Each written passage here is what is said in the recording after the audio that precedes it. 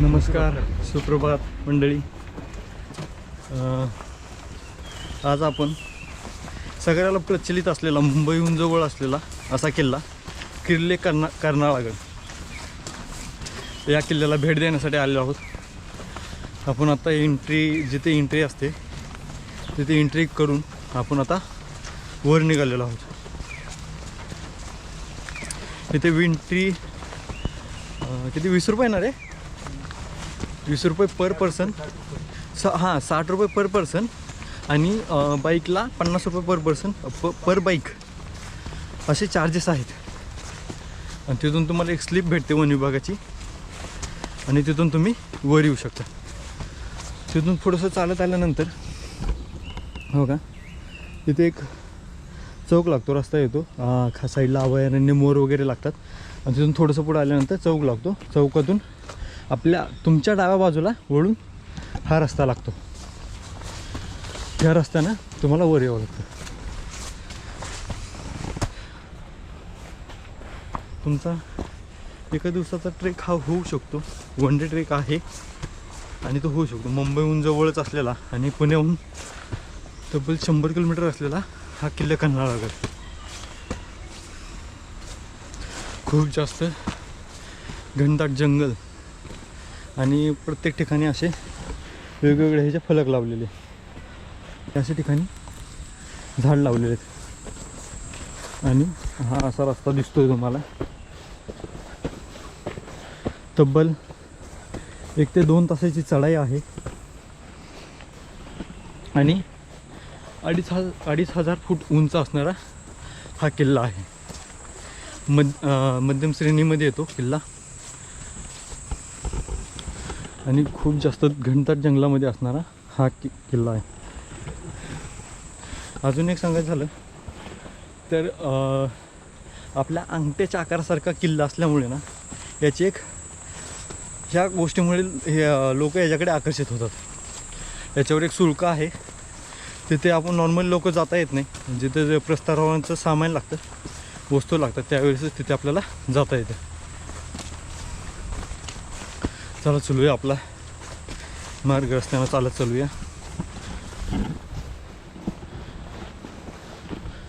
सगळं घनदाट जंगल आहे पूर्ण.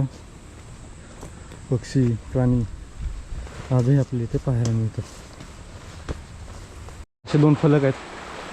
तिथे एक कर्नाळ किल्ल्याकडे न जाण्याचा मार्ग आणि दुसरा फलक आहे इथं असं कर्नाळ किल्ल्याकडे जाण्याचा मार्ग. तर इथून असा एक फाटा फुटतो. या फाट्यातून आपल्याला हा रस्ता लागतो. तिकडे एक धबधबा आहे आणि त्या साईडला हा मार्ग आहे. फलक लावल्यामुळे तुमची चुकण्याची शक्यता खूप कमी आहे.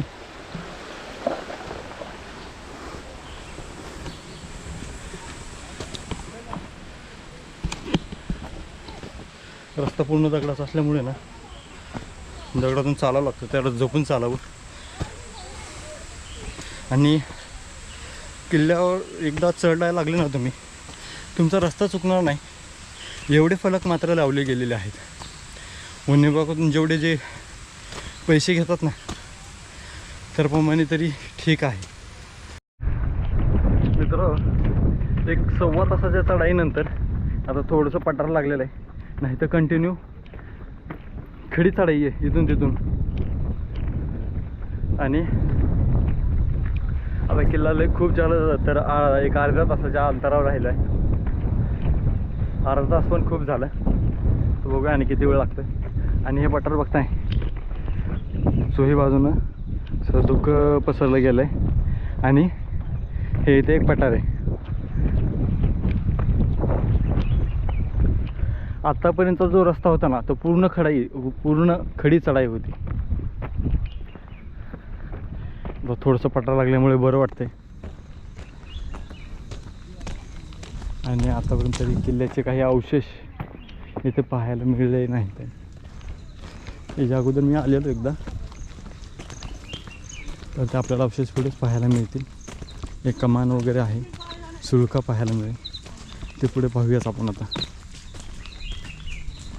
तर सकाळी आम्ही पुण्याहून 5:45 वाजता निघलो होतो. तिथून जे पाऊस चालू होता ना ते इथपर्यंत येईपर्यंत एक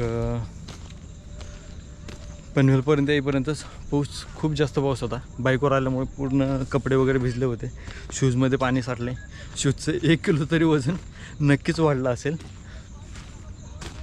ते वजन घेऊन आम्ही हा किल्ला सर करतो आहे. आम्ही हा मागे तो आणि मी बाईक घेऊन आलो होतो, गाडीवर आलेलो आहे पुण्याहून. एक 2-2.5 तासाच्या रस्त्यानंतर. आणि आता किल्ला दिसलेला आहे, तर मला पण दाखवतो.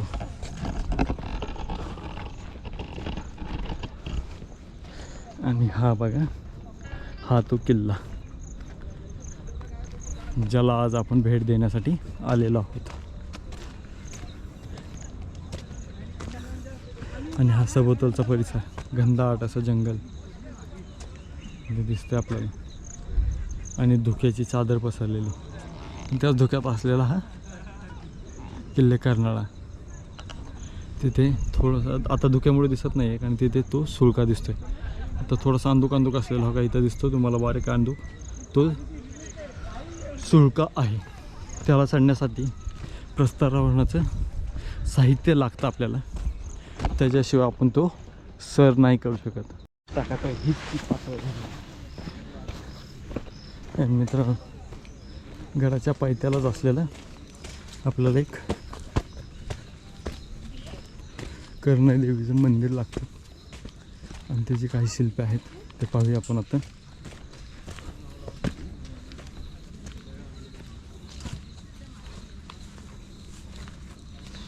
हे आहे कर्नाई माता मंदिर. आणि काही दगडात कोरलेले शिल्प. आपल्याला हे इथे एक थोडंसं लेक आहे. लेक फार जुना नाही आहे, म्हणजे आत्ता कोरलेला दिसतो एक ह्याच्यात. तर काय आहे, जय कर्नाई माता प्रसन्न सन 1994, म्हणजे असं वाटतं की इथे 1994मध्ये हे मंदिर बांधलं गेलेलं असावं. आणि इथे कोणी बांधलं, सीताराम महाडिक, जुनी पोसरी. तर हे जुनी पोसरी एक गाव आहे, आणि सीताराम महाडिक यांना देणगी दिलेली असावी किंवा हे मंदिर बांधलेलं गेलेलं असावं. आणि सुरेख असे आपल्याला इथे शिल्प पाहायला मिळतात, हे जे इतर लोकांनी रंगवले गेलेले आहेत.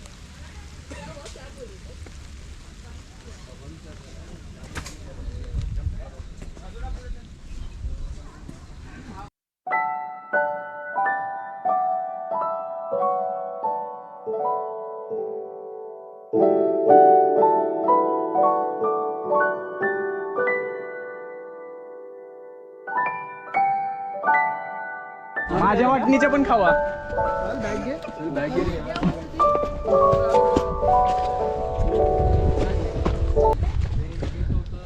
खाल्लं कुठलं तरी, वरती नाही येतच कुठे तरी. चल एंट्रीच नसतं वरती.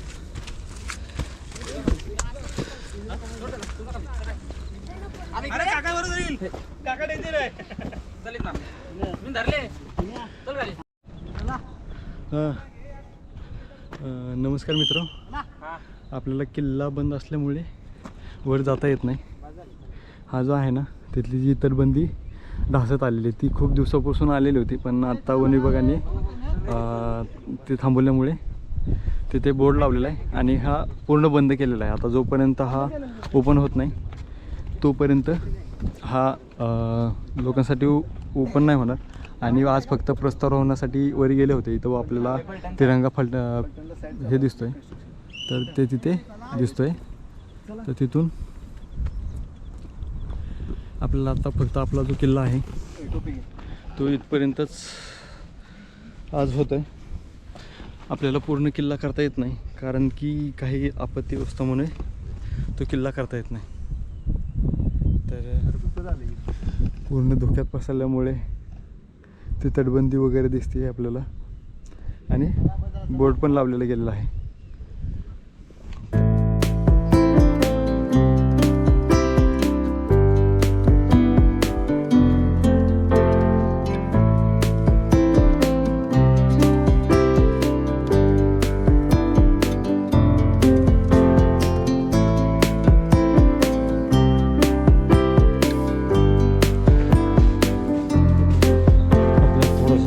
फ्रेश होऊन वापस यांच्या रस्त्याच्या मार्गाने लागलेलो आहोत. आणि इथंच हा पहिला दरवाजा आहे ॲक्च्युली, आणि हा पायऱ्याचा मार्ग.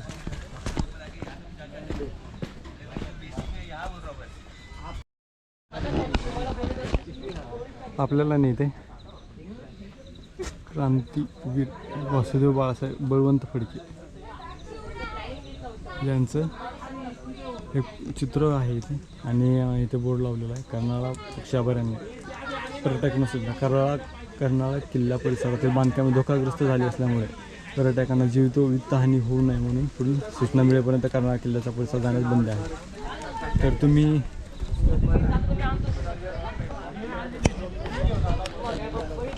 जर तुम्ही कर्नाळा किल्ल्याला येत असाल तर कृपया येऊ नका, कारण की किल्ला बंद आहे.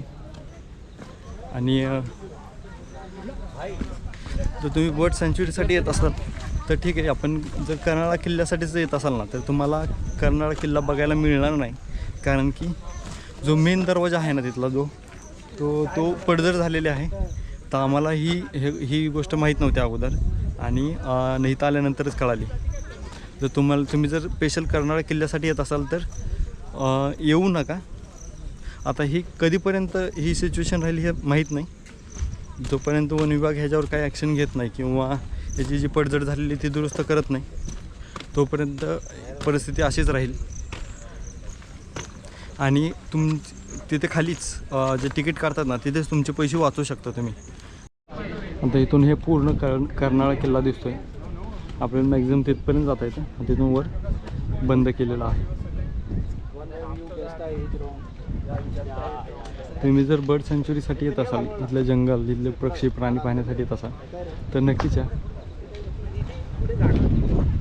खूप अतिशय सुंदर असा परिसर आहे इथला. आणि ही पब्लिक बघताय, हे जे लोक आहेत ना यातलं कुणीच वर जाऊ शकलेलं नाही आहे. सगळे वापस जात आहेत.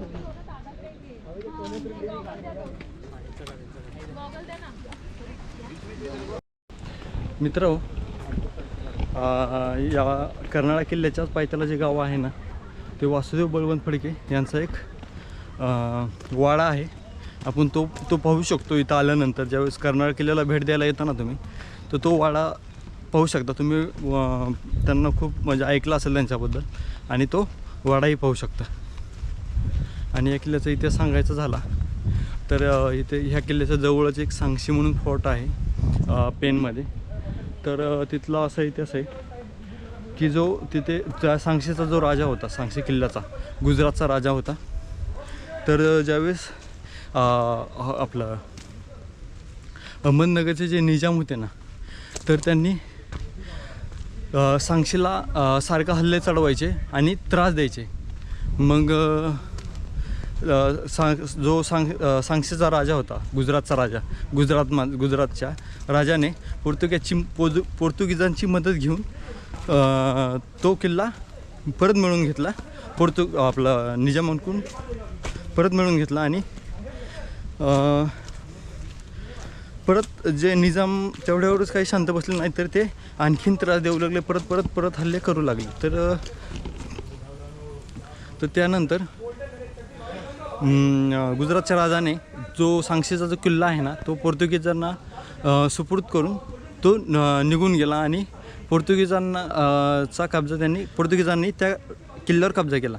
पण नंतर तरीही जे निजाम होते त्यांना इंग्रजांना त्रास देत होते, पोर्तुगीजांना त्रास देत होते, म्हणून पोर्तुगीजांनी निजामाकडून तो विकत घेतला.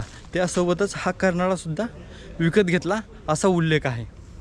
आता कर्नाळा किल्ल्याचा इतिहास पाहायचा झाला तर 1650मध्ये छत्रपती शिवाजी महाराजांनी हा किल्ला जिंकून घेतला होता. आणि तुम्हाला माहीतच असेल की जो पुरंदरचा तह झाला, त्या पुरंदरच्या तहामध्ये हा किल्ला मुघलांना दिला होता. तर त्याच्यानंतर 1670मध्ये महाराजांनी परत हा किल्ला परत जिंकून घेतला. आणि जो इथला जो कल्याणचा जो भाग आहे, पूर्ण जे कल्याणमधले जे किल्ले आहेत ना, ते पावसाळा यायच्या अगोदर किल्ले पूर्ण स्वराज्यात ॲड केले होते. असा या किल्ल्याचा इतिहास आहे. अरे हा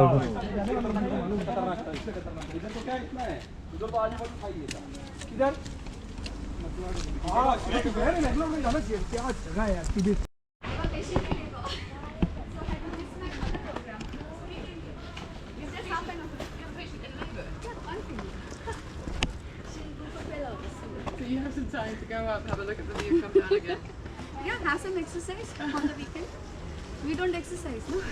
It's so hard when being a doctor because your whole days are so busy that you don't actually get time to. Yeah, proper exercise Yeah, we don't get. running around, sure, but it's different. Like running around. Yeah, and I put on a lot of training. आता तिथं वरी जाऊन आल्यानंतर ना थोडंसं हेल्मोश होऊ शकतो ह्या लोकांचा. खूप आशेने वरी जात असतील.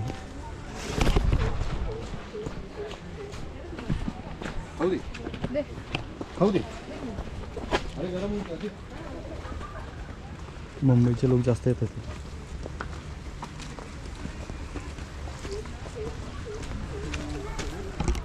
पुण्याहून येणारे क्वचितच असते. मुंबईचेच जास्त आहे कारण मुंबई जवळ पडतं पनवेल वगैरे, त्यामुळे तिकडली लोकसंख्या जास्त आहे. हे फॉरेनर पण आले आहेत ते बघताय. त्यांनाही उत्सुकता असते हे गड वगैरे बघण्यासाठी. ज्यावेळेस मी लास्ट टाईम आलो होतो ना मागच्या वेळेस, तर त्यावेळेसही काही फॉरेनर इथे आले होते पर्यटनासाठी, आणि ते आपल्यापेक्षाही कितीतरी म्हणजे खूप केअर असतात, केअर टेकिंग असतात या नेचरला. आपल्या इथले आता काही जण बघितले ना, ते खाली स्पीकर जे जमा करतात पण तरीही मोबाईलवर ते गाणे वाजवतच आहेत. म्हणजे जे ट्रेकिंगसाठी येत आहेत की एन्जॉयमेंटसाठी येत आहेत. आणि हा ट्रेकिंगसाठी येत असतील तर हा गडाचा इतिहास पाहून यायला पाहिजे, कारण या गडासाठी कित्येक मावळ्याने आपलं रक्त सांडलेलं आहे. हे ध्यानात ठेवायला पाहिजे प्रत्येकाने, आणि नंतरच आपण गडाची सफर चालू करायला पाहिजे. आपल्याला इथं आल्यानंतर असे पक्षी पाहायला मिळतात. हा पोपट आहे.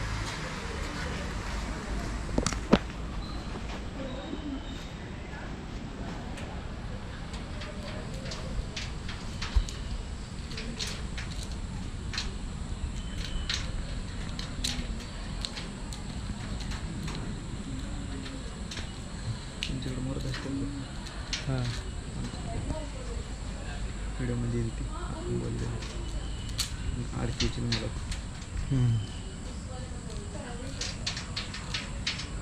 काय करते? क्या कर रहा है बेटे? खायला मागते की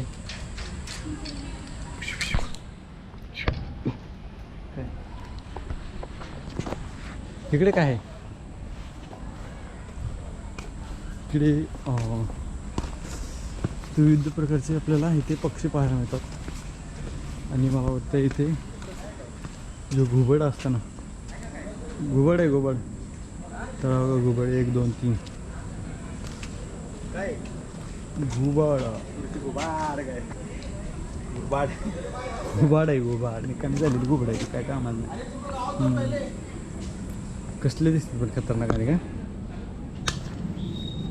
3 उडत. अरे ह्यांना उडता बी येत नाही व्यवस्थित.